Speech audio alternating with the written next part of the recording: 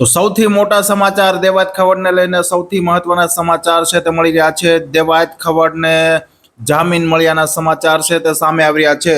તો દેવાયત ખવડને વેરાવળની નીચલી કોર્ટ દ્વારા જામીન મંજૂર કર્યાના સમાચાર સામે આવી રહ્યા છે।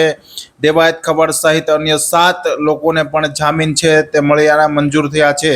15,000ના બોન્ડ પર દેવાયત ખવડને જામીન મળ્યાના સમાચાર સામે આવી રહ્યા છે। અકસ્માત કરી માર મારવાનો ગુનો દેવાયત ખવડ ઉપર દાખલ કરવામાં આવ્યા હતા। ત્યારબાદ બંને પક્ષોની દલીલો વચ્ચે દેવાયત ખવડને જામીન મળી ચૂક્યા છે।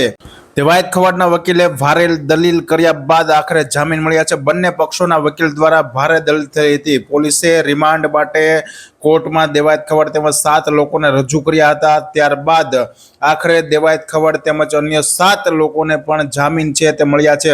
15,000ના બોન્ડ પર જામીન મળ્યાની મોડી રાત્રે કોર્ટમાં દલીલો બાદ દેવાયત ખવડના જામીન મંજૂર થયા છે।